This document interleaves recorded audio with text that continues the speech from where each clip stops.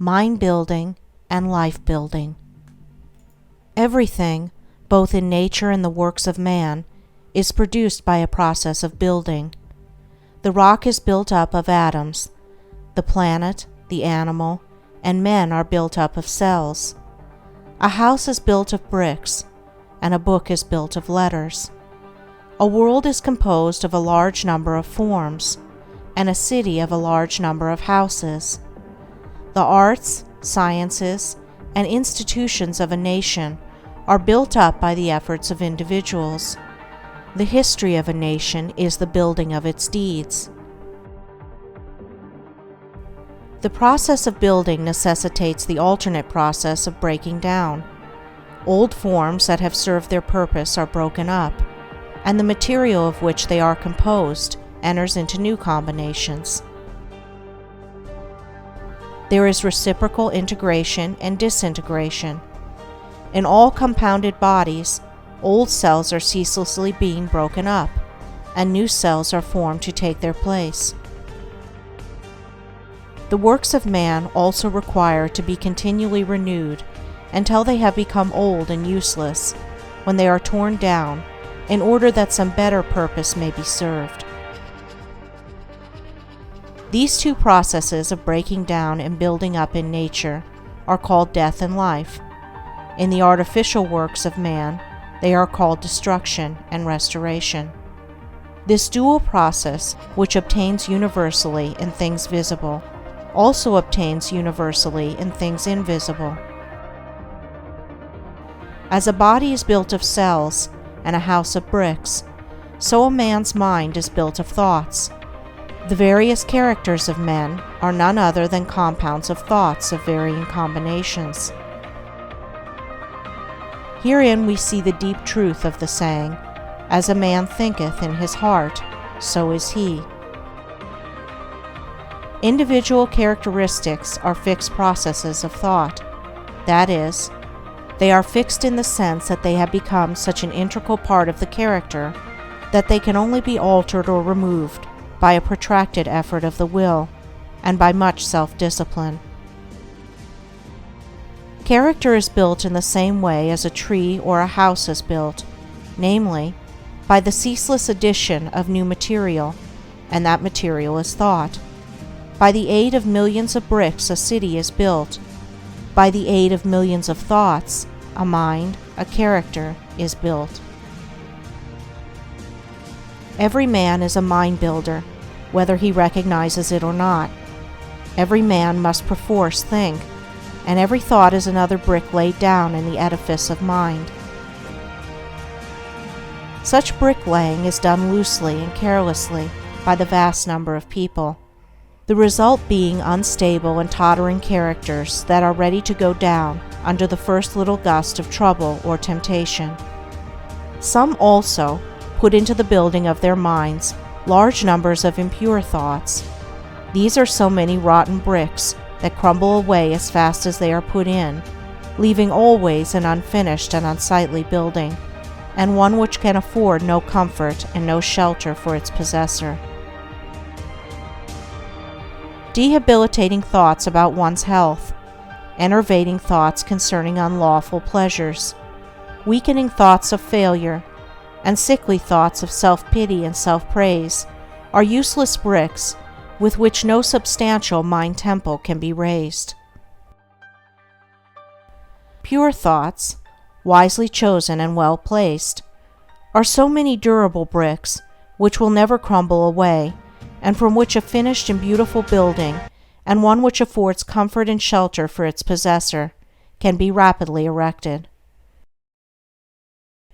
Bracing thoughts of strength, of confidence, of duty, inspiring thoughts of a large, free, unfettered, and unselfish life, are useful bricks with which a substantial mind temple can be raised, and the building of such a temple necessitates that old and useless habits of thought be broken down and destroyed. Build thee more stately mansions, O my soul, as the swift seasons roll. Each man is the builder of himself. If he is the occupant of a jerry-built hovel of a mind that lets in the rains of many troubles, and through which blow the keen winds of oft reoccurring disappointments, let him get to work to build a more noble mansion, which will afford him better protection against those mental elements. Trying to weakly shift the responsibility for his jerry-building onto the devil, or his forefathers, or anything or anybody but himself, will neither add to his comfort nor help him to build a better habitation. When he wakes up to a sense of his responsibility and the approximate estimate of his power, then he will commence to build like a true workman, and will produce a symmetrical and finished character that will endure and be cherished by posterity, and which, while affording a never-failing protection for himself, will continue to give shelter to many a struggling one when he has passed away. The whole visible universe is framed on a few mathematical principles. All the wonderful works of man in the material world have been brought about by the rigid observance of a few underlying principles, and all that there is to the making of a successful, happy, and beautiful life is the knowledge and application of a few simple root principles. If a man is to erect a building that is to resist the fiercest storms, he must build it on a simple mathematical principle, or law, such as the square or the circle. If he ignores this, his edifice will topple down even before it is finished. Likewise, if a man is to build up a successful, strong, and exemplary life, a life that will stoutly resist the fiercest storms of adversity and temptation, it must be framed on a few simple, undeviating moral principles. 4 of these principles are justice, rectitude, sincerity, and kindness. These 4 ethical truths are to the making of a life what the 4 lines of a square are to the building of a house. If a man ignores them and thinks to obtain success and happiness and peace by injustice, trickery, and selfishness, he is in the position of a builder who imagines he can build a strong and durable habitation while ignoring the relative arrangement of mathematical lines, and he will, in the end, obtain only disappointment and failure. He may, for a time, make money, which will delude him into believing that injustice and dishonesty pay well, but in reality his life is so weak and unstable that it is ready at any moment to fall, and when a critical period comes, as come it must, his affairs, his reputation, and his riches crumble to ruins, and he is buried in his own desolation. It is totally impossible for a man to achieve a truly successful and happy life who ignores the 4 moral principles enumerated, whilst the man who scrupulously observes them in all his dealings can no more fail of success and blessedness than the earth can fail of the light and the warmth of the sun, so long as it keeps to its lawful orbit, for he is working in harmony with the fundamental laws of the universe. He is building his life on a basis which cannot be altered or overthrown, and therefore all that he does will be so strong and durable, and all the parts of his life will be so coherent, harmonious, and firmly knit, that it cannot possibly be brought to ruin. In all the universe, forms which are built up by the great invisible and unerring power will be found that the observance of mathematical law is carried out with unfailing exactitude down to the most minute detail. The microscope reveals the fact that the infinitely small is as perfect as the infinitely great. A snowflake is as perfect as a star. Likewise, in the erection of a building by man, the strictest attention must be paid to every detail. A foundation must first be laid, and although it is to be buried and hidden, it must receive the greatest care, and be made stronger than any other part of the building. Then stone upon stone, brick upon brick, is carefully laid with the aid of the plumb line, until at last the building stands complete in its durability, strength, and beauty. Even so it is with the life of a man.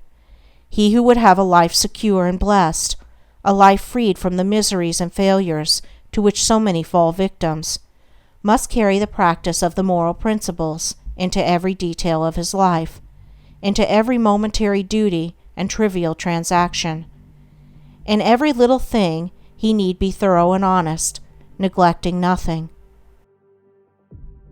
To neglect or misapply any little detail, be he commercial man, agriculturist, professional man, or artisan, is the same as neglecting a stone or a brick in a building, and it will be a source of weakness and trouble. The majority of those who fail and come to grief do so through neglecting the apparently insignificant details. It is a common error to suppose that little things can be passed by, and that the greater things are more important and should receive all attention, but a cursory glance at the universe, as well as a little serious reflection on life, will teach the lesson that nothing great can exist which is not made up of small details, and in the composition of which every detail is perfect.